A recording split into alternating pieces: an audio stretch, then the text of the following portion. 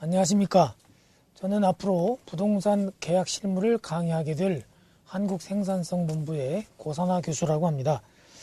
그 부동산 거래 계약을 체결할 때, 매매 계약을 체결할 때도 있을 거고, 임대차 계약을 체결할 때도 있을 거고, 또, 그 임대차 계약 이외에도 각종 그 저당권이라든가 지상권 설정 계약 등 그 제한물권 설정 계약을 할 때도 있을 것입니다. 매매 계약을 할 때도 매도인의 입장에서 계약을 체결하실 때도 있고, 매수인의 입장에서 또 해야 할 때도 있고, 임대차도 마찬가지죠. 그때 이렇게 부동산 거래에 관련해서 계약을 체결할 때 미리 좀 확인해야 할 사항, 또 체결할 때 조심해야 할 사항, 또 실무적인 요령 이런 것을 중심으로 강의를 하도록 하겠습니다. 우선 먼저 우리 교재 그 파트 1에 보시면 부동산 거래 계약 체결 시 확인해야 할 사항 이렇게 되어 있는데 부담 없이 간단히 보셔도 될 것 같습니다. 먼저 1항에 매도인이 확인해야 할 사항이 있고, 또 2항에는 매수인이 확인해야 할 사항, 또 3항에는 매도인과 매수인이 공통적으로 확인해야 할 사항이 있죠. 아주 그 전형적으로 우리가 거래를 할 때에는 등기상 전부 증명서를 먼저 발급받아 가지고 확인해야죠. 이거를 과거에는 등기부 등본이다 이렇게 했는데 지금은 등기상 전부 증명서 이렇게 명칭이 바뀌었죠. 그것을 열람을 했으니 표지부도 보고 열람해라 발급받아 가지고 표지부도 보고 갑구 일구도 봐야죠. 그렇게 해서 특히 갑구에서는 소유권의 그 처분을 제한하는 가등기나 가압류, 가처분 등기가 되어 있는지, 또 일구에는 제한물권, 저당권이라든가 이런 그 제한물권이 설정되어 있는지 이런 걸 확인해 보고, 또 등기부를 보고 진정한 소유자가 누구인지를 확인해야죠. 진정한 소유자와 계약하는 것이 원칙이지만 만약 대리인이 나온다면 배우자라든지 부모가 나왔다라든지 그런 경우에는 반드시 위임장을 확인해야죠. 위임장 문제는 뒤에서 다시 보겠지만요. 이런 것들을 확인하고 거래를 해야 된다는 것입니다. 먼저 그 01에서 매도인이 확인할 사항이 있는데요. 이 거래에 있어서는 매수인이 위험하지 사실 매도인 입장에서는 돈을 받는 입장이기 때문에 크게 위험할 것이 없죠. 다만 간혹 보면은 매매 계약을 체결해 놓고 나중에 이제 알아보니까 양도소득세를 많이 내야 된다 펄쩍 뛰고 이렇게 세금 많이 낼 줄 알았더니 지금 거래 않고 보유 기간이 길어지면 장기 보유 공제를 하니까 다음에 팔겠다 그런 사람이 있을 수도 있거든요. 그러면 분쟁이 생길 수 있죠. 매수인이 판다고 해서 계약금도 다 주고 그랬는데 세금은 당신이 알아봐야지 그 계약을 체류하겠다고 하면 되느냐 이렇게 나올 거란 말이죠. 따라서 그 매도인의 입장에서는 특별히 리스크는 없지만 양도세 문제를 반드시 확인해 보고 양도세가 많이 나오면 이제 장기 보유하게 되면 장기 보유 공제라고 해가지고 소득세가 줄어들거든요. 그런 것들을 확인해 볼 필요가 있다. 그 다음에 이제 매수인이 이제 위험한 것들이 많기 때문에 매수인이 확인할 것들이 많죠. 첫째로 방금 전에도 말씀했다시피 이 등기상 전부 증명서를 발급받아 가지고 그 소유권을 제약하는 요인들이 있는지 또 실질적인 소유자는 누구인지 이런 것 등을 확인해야죠. 등기부뿐만이 아니죠. 그러니까 등기상 전부 증명서뿐만이 아니라 그 등기상 전부 증명서의 표제부는 되나 토지 대장이나 임야 대장, 건축물 대장을 보고 만든 것이 표제부이기 때문에 아무리 진정한 권리자와 거래를 했다고 하더라도 그 부동산에 대한 표시사항을 잘못 알고 면적이라든가 형태라든가 경계 이런 것들을 잘못 알고 계약을 하게 되면 또 위험할 수 있거든요. 그런 각종 공부도 공적 장부를 공부라고 하죠. 그런 거 다 확인해 봐야 된다.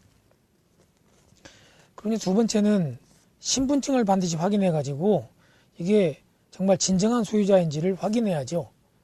신분증을 보자고 그러면 기분 나쁘게 생각하는 분들이 있을 수 있는데 기분 나쁜 일이 아닌 거죠. 거래는 거래답게 안전하게 해야 되는 것이죠.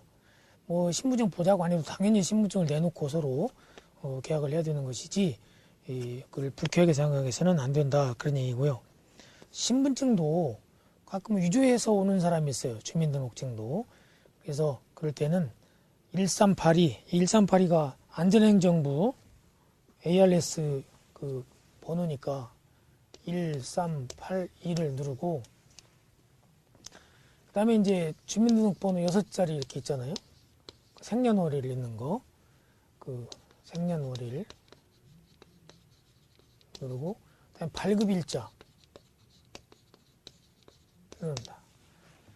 발급일자 몇 년, 2000 뭐 몇 년, 몇 월, 며칠.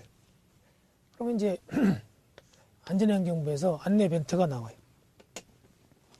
이 주민등록번호는 분실 신고가 된 주민등록번호입니다. 라든가 안전행정부에 등록이 안 된 주민등록번호라든가 그러면 그런 사람은 거래해서는 안 되는 거죠. 신고해야 할 사항이에요. 112로 신고해야 돼요. 그렇지 않고 안전행정부에 등록이 된 주민등록번호입니다. 그러면 이제 안전하니까 그때 거래를 하게 되는 거죠. 가끔 보면은 뭐 아버지가 아들 주민등록증을 들고 오는 경우도 있고 그러는데 그것도 안 되는 거죠. 그런 경우는 위임장을 가지고 와야 된다. 부부라는 사정만 가지고 부자지간이라는 사정만 가지고는 위임이 되었다라고 할 수가 없는 것이죠.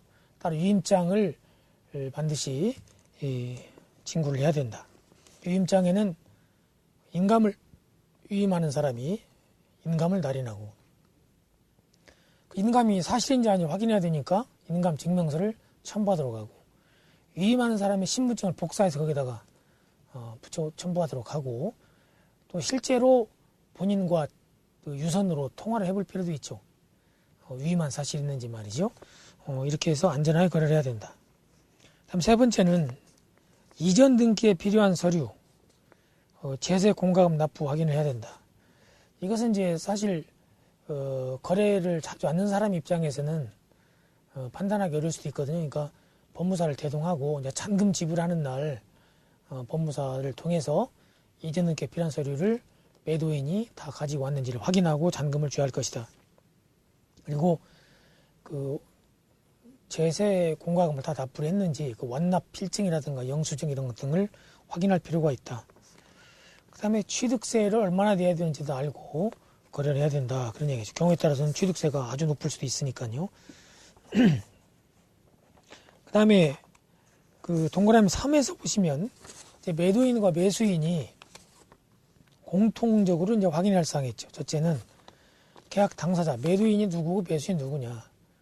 이거를 등기부 등본이라고 과거에는 지금은 이제 등기상 전부 증명서라고 그러잖아요. 거기에 소유자가 제일 마지막 그 갑구에 보면 제일 마지막에 이제 나와 있단 말이죠. 거기 소유자가 누구인지 그 등기상 전부 증명서를 보고 확인하고 그 등기상 전부 증명서상에 소유자가 홍길동으로 되어 있으면은 지금 주민등록증을 가지고 있는 사람도 홍길동해야 되죠. 그리고 얼굴도 봐야 사진하고 얼굴이 일치하는지 가끔 위조도 하고 뭐 이런 일이 생기니까 그 주민등록증도 위조를 하니까 아까 말씀한 대로 이렇게 1382 생년월일 발급일자 뭐 혼자 이렇게 눌러도 상대방의 눈치 못 채게 눌러도 되거든요. 금방 확인이 되니까 또 계약을 뭐 5분 사이에 해치우는 것이 아니라 계약을 할 때는요 협상도 하고 또 뭐 할 거 아닙니까? 그래서 내가 매도인을 만나면 또는 매수인을 만나면 이러이러한 요구를 해야 되겠다. 그래서 이제 다 적어야 돼요. 암기호감 잊어버리거든요. 적어서 일일이 다 요구를 하고 확인하고 계약서 다 쓰고 그래야지 기억으로 하는 데는 한계가 있다. 그리고 요구를 하면서 협상 마지노선이 어느 정도까지인지를 본인이 결심을 하고 협상을 하고 계약서 다 써야 된다. 그런 얘기죠.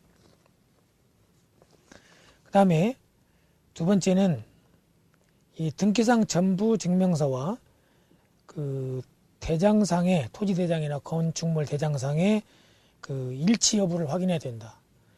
그 등기상 전부 증명서에는 면적이 막 커서 비싸게 살려고 그랬는데 토지 대장이나 임야 대장에는 면적이 작을 수도 있거든요. 또 건축물 대장에도 건축 연면적이나 건축 면적이 작을 수도 있고. 근데 이 표시에 관한 사항은 면적이라든가 구조라든가 층수라든가 이런 지목이라든가 이런 표시, 부동산 표시에 관한 사항은 대장이 이 등기상 전부 증명서보다도 즉 등기부보다도 우선하는 거죠. 일치하지 않을 때는 말이죠. 그래서 이 등기상 전부 증명서만 믿어서는 안 되고 토지 대장, 임야 대장, 건축물 대장 이런 것들은 모두 확인해야 된다. 이런 거 제출해 가지고 등기부에 표제부를 만드는 거거든요. 그래서 꼭 대장도 확인해야 된다. 세 번째는 매도인과 매수인 성명주 주민등록번호 연락처를 쓰는데 가끔 보면은 가끔 그 중개업자들은 그 연락처를 그 중개업자 연락처만 알려주고 서로 이 매도인과 매수인 또는 임대인과 임차인들의 연락처를 안 알려주려고 하는 수가 있거든요. 그러지 그렇게 하면 불편할 수 직접 연락을 해야 할 때도 있고 뭐 그러니까 서로 연락처를 받도록 하고요. 이제 그 마지막에 이제 그 서명할 때도 이렇게 성명, 주소, 주민등록번호를 자사하도록 이렇게 워드 작업하지 말고 직접 쓰도록 적어도 성명, 주소, 주민등록번호는 스스로 자필로 쓰도록 하는 것이 훗날 뭐 계약을 했느냐 안 했느냐 서로 위조가 됐느냐 안 됐느냐 이런 문제가 생길 수 있기 때문에 자사하도록 하는 것이 바람직하다. 그 다음에 네 번째는 거래 대금의 총액이 얼마인가도 물론 써야 되지만 그 계약금, 중도금, 잔금 얼마인지 지불 시기, 월, 일 정확히 쓰도록 하고 지불 방법도 통장을 입금하도록 한 건지 현찰로 반드시 주도록 한 것인지 등을 정확히 쓰도록 한다.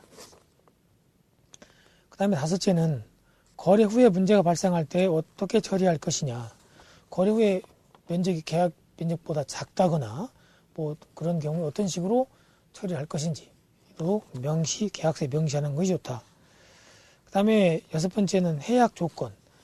매매 계약을 하면서 이러이러한 사유가 발생하면 계약을 해지하기로 합시다. 뭐 등 이런 것을 정확히 해야 되고 또 해약을 할 때는 위약금을 얼마나 할 것인지 또 특약상 그 매매 계약서가 이렇게 틀이 이렇게 딱 나와 있지 않습니까? 전형적인. 그 이외에 서로 할 말이 있을 수 있거든요. 그런 것들은 계약을 할 때 정확히 말을 해서 명시를 해야지 말로만 하면은 계약서 안 쓰면 훗날 입증 책임에 문제가 있거든요. 그런 말을 한 적이 없다고 하면 입증하기가 어렵지 않겠습니까? 그러니까 계약서에다 반드시 일일이 자세하게 써야 된다. 그런 얘기. 별지를 첨부해서라도 자세하게 써야 된다. 그 다음에 임차인의 승계 여부. 가끔씩은 이제 주택을 매매한다. 상가를 매매한다. 그러면 거기 임차인이 있을 수 있잖아요. 그럼 그 보증금을 매수인이 승계할 수 있는 거 아닙니까? 그러면은 그때 보증금만큼 공제하고 싸게 써야 되니까 그런 것 등에 대해서 자세하게 매매 계약서에 쓰도록 한다. 그 다음에 여덟 번째는 명도 시기. 대개 이제 그 부동산을 명도하는 시기는 잔금 치를 때 명도를 하죠. 잔금 주면서 동시에 이제 이제는 개필한 서류도 주고 명도를 하죠. 키를 주는 것이 명도 아니겠습니까? 이 부동산의 인도를 명도라고 이제 관행적으로 얘기를 하고 있어요. 부동산 인도라고 해서 틀린 건 아니지만 동산의 인도와 좀 구분하기 위해서 부동산은 명도라는 말을 쓰고 있다. 그 대개는 이제 이렇게 잔금 줄 때 명도하지만 특약으로 잔금부터 주고 명도는 뭐 며칠 뒤에 하기라도 할 수 있으니까 그 날짜를 정확하게 해야 된다. 특히 주택 같은 경우는 날짜뿐만이 아니라 시간까지도 되게 이제 이사 오면서 동시에 또 이사 가고 막 이러니까 오전 10시까지 이사를 가기로 그러고 나는 그래야 또 이제 짐을 가지고 올 거 아니겠습니까? 예를 들어서 이런 식으로 시간까지도 정확하게 계약서에 쓰는 게 좋겠다 그런 얘기인 겁니다. 그 다음에 지금까지 제가 말씀드린 사항이 대략 말씀드린 거고 그때 이제 그 중요한 사항이라고 할 수 있는 당사자의 확인 각종 그 대장과 등기부 등본의 일치 여부 이런 것에 대해서 자세하게 지금 설명을 했습니다. 더 한번 보시면 첫째 계약 당사자를 확인해라. 거기에서 먼저 당사자가 이제 자연인인 경우에도 있고 법인인 경우도 있는데요. 그 민법상의 사람에는 자연인도 있고 법인도 있습니다. 자연인을 갖다 이제 인격자라고 말하죠. 아니요, 사람을 인격자라고 말하죠. 인격자는 권리와 의무의 주체가 될 수 있는 자. 빠지면 우리가 거래할 때는 소유자가 될 수 있는 사람, 소유권을 가질 수 있는 자, 전세권을 가질 수 있는 자 이런 일이 다 사람이지. 인격자. 그래서 고미한 인격이 아니라 권리와 의무의 주체가 될 수 있는 능력, 이걸 인격이라고 하고 그런 능력을 가진 자를 인격자라고 하는데 그걸 사람이라고 한다. 그건 자연인도 있고 법인도 있는데 자연인은 그 민법의 규정에 보면은 살아있는 동안 권리와 의무의 주체가 된다라고 되어 있어요. 살아있는 동안. 결국 출생에 의해서 자연인은 인격자가 되는 것이다. 출생에 의해서. 뭐 어떤 가족부에 뭐 옛날 호족부라고 했었죠. 뭐 출생신고를 해가지고 인격자가 되는 게 아니라 출생신고 여부와는 상관없이 그냥 전부 노출만 되면은 즉 출생을 하면 인격자가 된다. 그 말이죠. 근데 법인은 출생이라는 게 없죠. 그 등기부 등본에 설립 등기를 함으로써 설립 등기를 하면 출생한 거를 보는 거죠. 그래서 인격자가 된다. 사람이 된다. 설립 등기. 그래서 이제 우리가 법인의 대표자라고 주장하는 자와 거래 계약을 할 때는 반드시 등기부 등본을 열람을 해서 이게 법인으로 설립 등기가 되는지를 확인해 봐야 되는 거지. 그렇지도 않은데 그냥 정관만 들고 와가지고 법인 설립 등기도 안 됐는데 내가 대표자입니다 해가지고 계약을 했는데 알고 보니까 인격이 없는 단체이더라. 그럼 그 사람은 대표권이 없을 수 있는 거 아닙니까? 하기 때문에 반드시 등기부 등본을 열람을 해가지고 과연 이것이 법인이냐 아니냐, 즉 인격자냐 아니냐, 이걸 반드시 확인해 봐야 된다. 그런 얘기인 겁니다. 물론 그 법인도 인감이 있고 인감 증명서가 있고 그러는 거니까 대표자로 등기가 돼 있고 또 그 인감이랑 다 했으니까 인감을 날인한 인감과 그 법인 인감 증명서가 있거든요. 그걸 확인해 봐야 되는 거죠. 그러면 이제 자연인과 법인으로 나누어서 당사자를 확인하는데 행위 능력은 있는지, 거래 계약을 단독으로 유효하게 할 수 있는 능력이 있는 것인지, 또 그러한 능력이 있더라도 진짜 소유자인 것인지, 소유자이지만 처분 권한이 있는지 없는지, 법인인 경우에는 법인격이 있는지 없는지, 또 대표자인지 아닌지 이런 것들 다 확인하고 계약을 체결해야지. 그렇지 않으면 위험하게 된다. 첫째, 계약 당사자고 자연인 경우부터 보고 이어서 이제 법인인 경우를 보시도록 하겠습니다. 자연인인 경우에는 중요한 것이 행위 능력인데요. 왜냐하면 대개의 경우에 뭐 권리 능력과 의사 능력은 대부분이 가지고 있기 때문에 문제가 안 되는데 행위 능력이 중요하죠. 일단 한번 보시면 능력에는 권리 능력이라고 하는 것도 있고 의사 능력이라고 하는 것도 있고 행위 능력이라고 하는 것이 있고 그렇죠. 권리 능력, 권리와 의무의 주체가 될 수 있는 능력. 사람은 다 권리 능력이 있어요. 여기서 자연인, 법인이면은 그러니까 출생이 되어 있고 설립 등기를 했으면 다 권리 능력이 있다. 인격자다 그 말이죠. 그다음에 의사 능력. 의사 능력은 자신의 행위가 법률상 어떤 의미를 가지는지를 판단할 수 있는 능력. 그러니까 사물의 식별 능력. 법률 행위를 보면 이제 그 자신의 법률 행위가 어떤 의미를 갖느냐, 어떤 권리의 의무를 수반하느냐, 이걸 판단할 수 있는 능력이 의사 능력이죠. 근데 만약 심진 상실 상태에 있다거나 또는 백지천치라거나 이런 경우에는 의사 능력이 없다고 봐야 되는 것이고 그런 사람과 계약을 했을 때는 그러한 계약은 무효이다. 그런 얘기죠. 그러나 내가 심진 상실도 아니고 아주 판단 능력이 예리한 사람이고 백지천치가 아니다 하더라도 상대방이 총 들고 너 써라, 찍어라, 도장, 서명 날인해라. 그렇지 않으면 너를 죽이고 가족을 몰살하겠다. 이런 식이면 나는 의사 무능력이라고 볼 수 있어요. 거기서 그런 상황에서 서명 안 할 사람이 어디 있겠습니까?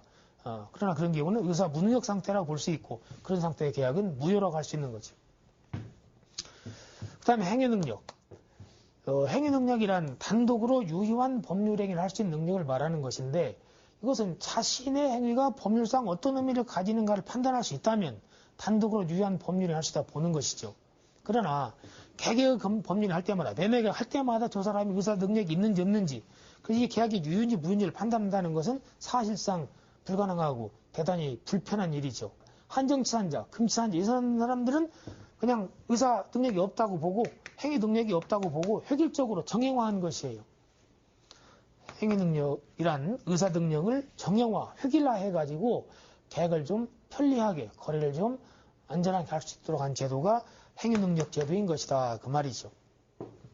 민법에서는 행위 무능력자만 정해놓았고 누가 행위 능력이 있는가는 정해놓지 않았어요. 그러니까 미성년자와 한정자, 근임산자가 아닌 자는 전부 다 행위 능력이 있다. 지금 그런 얘기인 거죠. 만약에 이 행위 무능력자와 계약을 하게 되면 취소 사유가 되는 거예요. 취소할 수 있다. 무효라고 하는 것은 처음부터 계약 체결할 때부터 계약이 성립하였으나 당연히 효력이 발생하지 않는다. 계약은 존재하지만 효력이 없다. 이행할 의무도 없는 것이다. 그러나 취소할 수 있다는 것은 취소의 의사표시를 상대방에게 하기 전까지는 유효한 것이고 이행을 해야 되는 거죠. 그러나 취소하게 되면 그 유효했던 거래 계약이 소급해서 무효로 되게 되는 것이죠. 근데 이 행위 무능력자가 그랬을 때는 취소할 수 있다. 이렇게 돼 있어요. 그 행위 무능력자는 사회적인 약자이고 보호해야 할 필요성이 있는 사람이죠. 그래서 취소할 수 있다라고 한 것입니다. 그러니까 행위 무능력자인지 여부를 확인해야 되는 거죠. 그렇지 않으면 위험하게 된다. 그런 얘기죠. 그 다음에 이제 그 행위 무능력자에 대해서 보시는데요. 행위 능력자는 단독으로 유효한 법률 행위를 할 수 있지만 행위 무능력자는 단독으로는 유효한 법률 행위를 할 수가 없고 법정 대리인의 동의가 필요하다. 근데 행위 무능력자 중에서도 금칠한 자는 법정 대리인의 동의가 있어도 법률 행위를 할 수가 없고 반드시 법정 대리인이 대리해야 된다.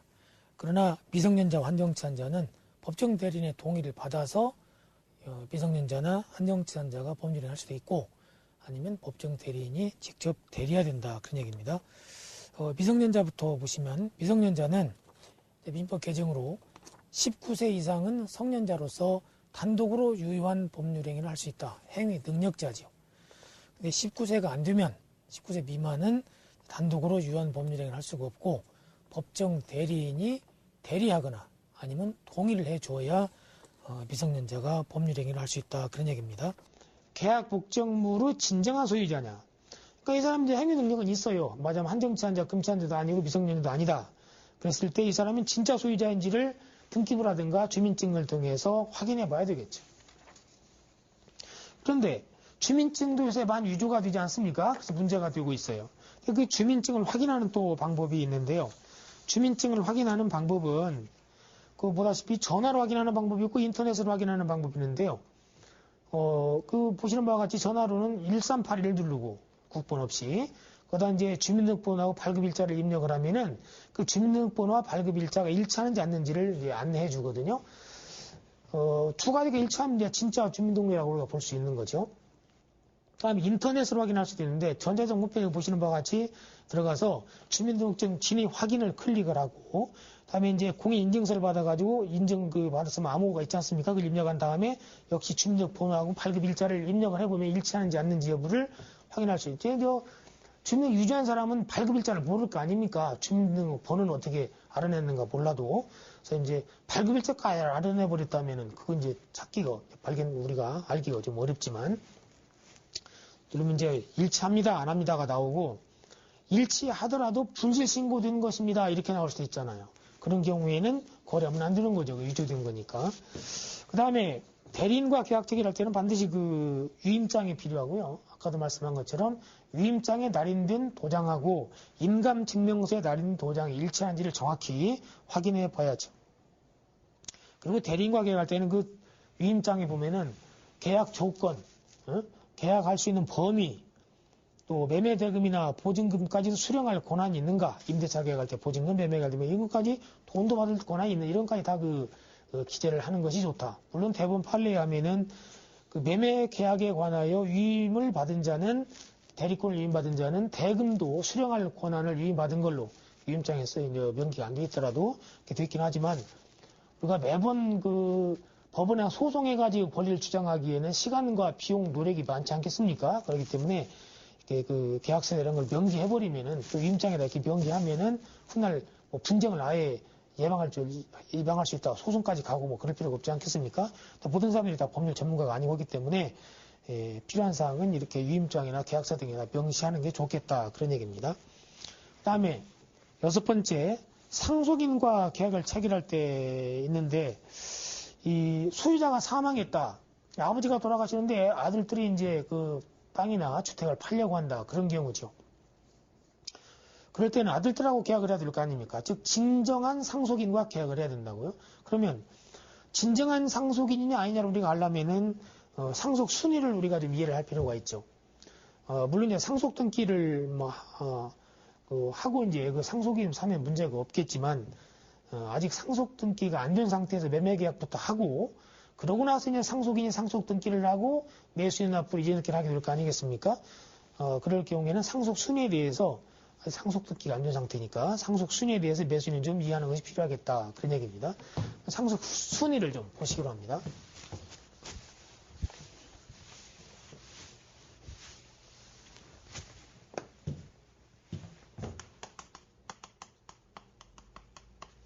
상속순위는 1순위가 직계 비속입니다.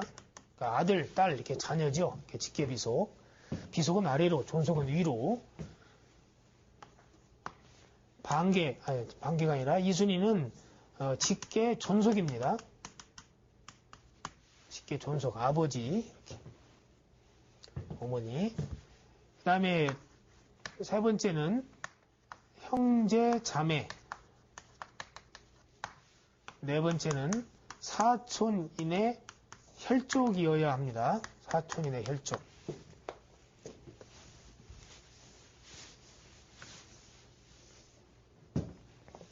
자녀가 있으면 2순위, 3순위, 4순위 일체 상속을 못하는 겁니다.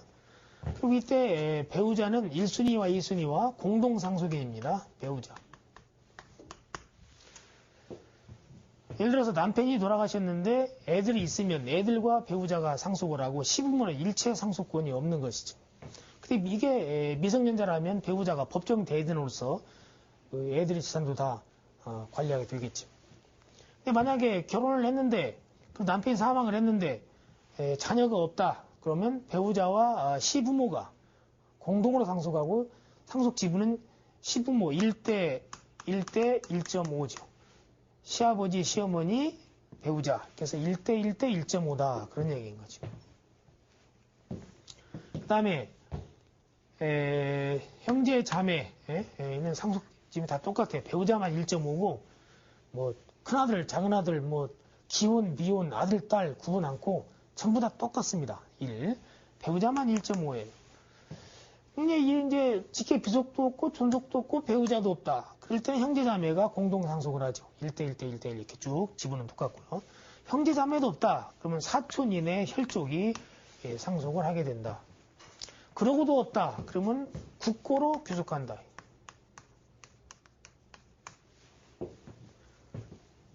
이게 상속 순위입니다. 근데 상속인과 계약 체결할 때는 원래는 이제 피상속인이 원래 소유자인데 피상속인 원소유자죠. 아버지가 돌아가셨어요. 상속인 애들끼리 상속하죠. 매수인이 있지 않겠습니까? 그러면 원래는 피상속 현재 등기가 돼 있지 않습니까? 돼 있고. 그러면 이제 상속인 앞으로 상속 등기를 해야죠. 돌아가신 아버지께서는 과거에 샀다, 이전 등기를 했다. 매매를 원인으로. 이 아들들은 상속을 원인으로 이전 등기를 한 거죠. 상속을 원인으로 소유권 이전 등기를 했죠. 그러고 나서 매수인은 역시 이제 매매를 원인으로 이전 등기를 해야 되겠죠. 순서가 이렇게 해야 돼. 그렇게 해야지 피상속인으로부터 직접 매수인에게 등기할 수가 없어요. 왜냐? 사망하는 순간 이미 상속은 이루어진 것이죠. 사망하는 순간 소유권은 변동했다. 우리나라는 원래 등기를 해야 소유권이 변동하지만 그것은 법률 행위를 통해서 소유권을 취득했을 때 매매, 증여, 교환, 계약과 같은 법률 행위를 통해서 소유권을 취득할 때는 등기를 함으로써 소유권을 취득하지만은 법률의 규정, 법률 행위가 아니라 법률의 규정, 민법에는 상속 규정, 민사집행법에 의한 경매에서 낙찰되고 완납합이 이렇게 안 해도 직권 소유권이 변동을 해요. 수용할 때 수용 재결서에 재결 개시일자가 도리하면 이전 등기 안 해도 바로 소유권이 변동을 이렇게 법률의 규정에 의해 소유권이 변동할 때는 등기가 아니라 법률에서 정하고 있는 날, 정하고 있는 날에 정한 일자에 자동적으로 이전 등기를 안 해도 소유권이 변동하는데 바로 이렇게 사망을 하면 상속을 원인으로 하는 소유권 이전 등기를 안 해도 소유권은 이미 변동한 것이다. 그러니까 이 상속인이 등기를 해놓고 매수한 사람한테 이전 등기를 해줘야지 이미 소유권이 변동했는데 이 사람이 소유권이 없는데 어떻게 이전 등기를 합니까? 못하는 거죠. 그런데 법률상으로는 그런 건데 현실적으로 보면은 사망신고를 안고 그냥 아버지가 파는 걸로 이렇게 해버리면 이 사람들은 취득세, 등록세, 상속세 이런 거 안 내잖아요.